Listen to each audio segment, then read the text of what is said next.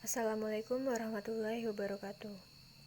Perkenalkan, saya Firliana Nurindah, NPM 1910101133, dan teman-teman saya, Putri Rizky Hasanah, NPM 1910101035, Eka Fridayani Fitria, NPM 1910101028, Bangkit Sanjaya, NPM 1910101100, Lutfiana Sari Hasanah, NPM 1910101090, dan juga Sekar Harum, NPM 1910101084.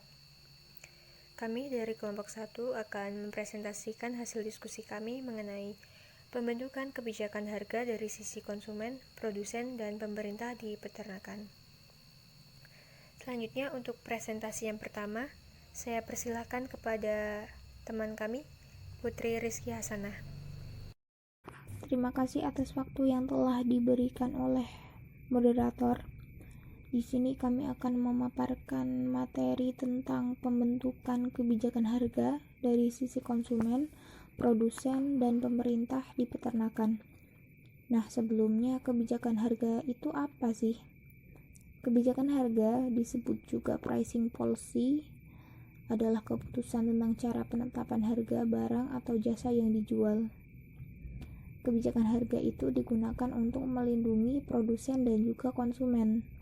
Lebih jelasnya, dalam melindungi produsen, kebijakan harga yang diterapkan dalam bentuk harga dasar atau price floor. Sedangkan kebijakan harga untuk melindungi konsumen diterapkan dalam bentuk harga atap atau price ceiling. Untuk lebih memahami materi tentang kebijakan harga, kami melakukan observasi dan penelitian di sebuah peternakan domba dengan nama UD Tidar Kerajaan Farm. Peternakan ini berlokasi di Tidar Utara, Kecamatan Magelang Selatan, Kota Magelang, Jawa Tengah. Pemilik peternakan ini adalah Bapak Handoko. Beliau lulusan Faperta Universitas Gadjah Mada tahun 1998.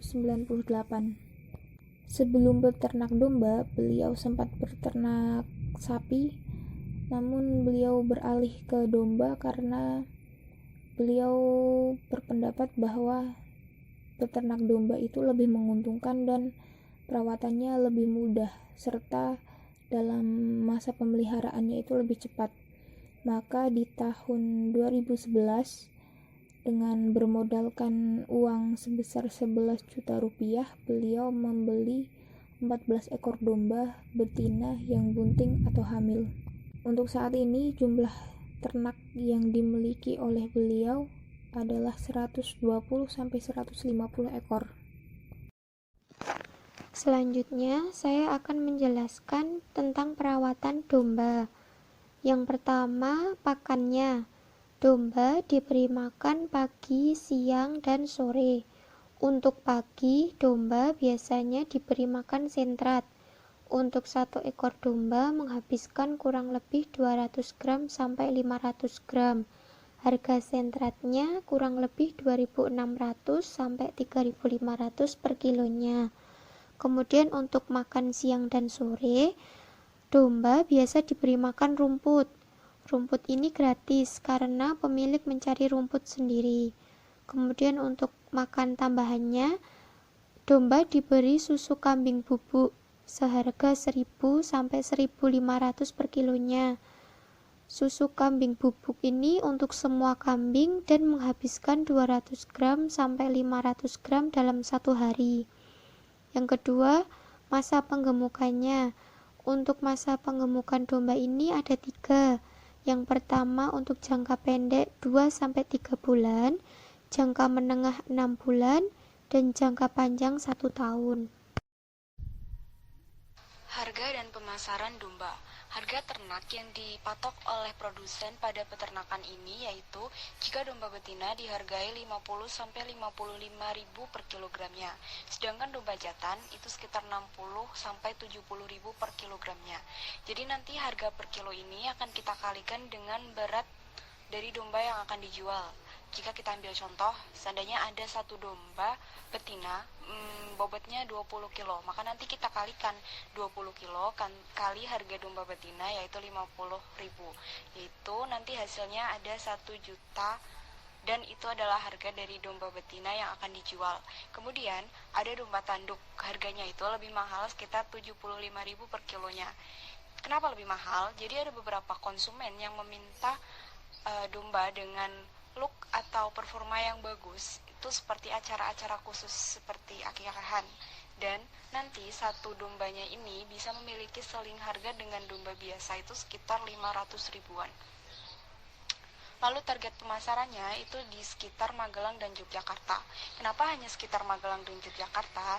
Jadi walaupun penawaran yang diberikan oleh produsen atau peternak itu hanya sekitar Jogja dan Magelang, stok atau domba yang ada di peternakan itu seringkali terjual habis, bahkan kadang-kadang itu mendapatkan kelebihan permintaan. Jadi penawarannya itu masih sekitar Jogja dan Magelang. Lalu target penjualnya itu pada hari biasa sekitar 15 ekor. Kalau pada Idul Adha itu bisa sampai 6 kali lipat, yaitu 50 sampai 100 ekor. Media promosinya sendiri itu melalui media sosial, yaitu Facebook. Dan di Facebook ini pun produsen tidak menawarkan semua domba yang ada di peternakan, karena jika domba ditawarkan semua di Facebook, itu kemungkinan besar peternakan akan mengalami kehabisan stok, sehingga yang ditawarkan pun terbatas di media sosial. Lalu pembentukan harga sendiri itu tidak ada patokan harga dari pemerintah secara khusus, oleh karenanya produsen hanya mengikuti harga pasaran pada umumnya. Jadi kalau harga normal atau hari biasa itu sekitar 70.000 per kilogramnya, itu kita ambil contoh tadi ya, yang domba jantan itu 70.000 per kilogramnya. Kalau Idul Adha itu bisa sampai 1,5 kali lipatnya, jadi 100.000 per kilogramnya. Harga untuk korban sendiri itu sekitaran 2 juta sampai 3.500.000 per ekornya. Profit. Definisi profit yaitu selisih antara pendapatan yang didapat dengan biaya yang telah dikeluarkan. Dikatakan mendapatkan keuntungan apabila biaya yang dikeluarkan lebih kecil daripada pendapatan yang diperoleh. Sebaliknya, dikatakan mendapatkan kerugian apabila biaya yang dikeluarkan lebih besar daripada pendapatan yang diperoleh. Dari hasil observasi yang didapat, UD Tidar Kerajar Farm pengeluarannya atau biaya yang dikeluarkan berkisar antara 10 juta rupiah sampai dengan 12 juta rupiah per bulannya. Sedangkan pendapatannya berkisar antara 25 juta rupiah sampai dengan 30 juta rupiah per bulannya. Jadi rata-rata laba yang diperoleh UD Tidar Kerajan Farm ini per bulannya berkisar antara 15 juta rupiah sampai dengan 25 juta rupiah per bulannya.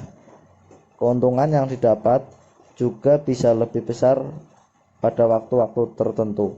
Misalnya pada saat Hari Raya Idul Adha, tentu permintaan akan domba untuk kurban akan lebih banyak daripada hari biasanya.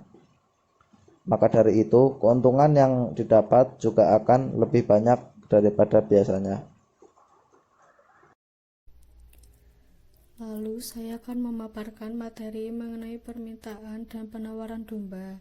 Yang pertama adalah permintaan. Permintaan domba akan naik hanya pada waktu tertentu saja, seperti hari raya kurban dan akikah. Pada tahun 2020, terdapat lembaga kurban dari luar negeri yang mengadakan kurban di Indonesia, sehingga stok domba mengalami penurunan akibat tingginya permintaan. Produksi domba tahun ini belum kembali stabil, yang menyebabkan harga domba semakin tinggi. Karena kurangnya stok domba, namun permintaan tetap ada, produsen ataupun peternak pun memberikan harga yang lebih tinggi. Kemudian yang kedua adalah penawaran. Harga yang ditawarkan disebabkan oleh beberapa faktor, antara lain promotion, yang menyebabkan banyak orang tahu dan datang ke peternakan narasumber karena kualitasnya yang bagus dan pelayanannya yang baik. Berikut ini ada beberapa dokumentasi pada saat kami melakukan observasi di peternakan tersebut. Sekian presentasi kami hari ini, kurang lebihnya mohon maaf. Terima kasih atas perhatiannya. Kami akhiri. Wassalamualaikum warahmatullahi wabarakatuh.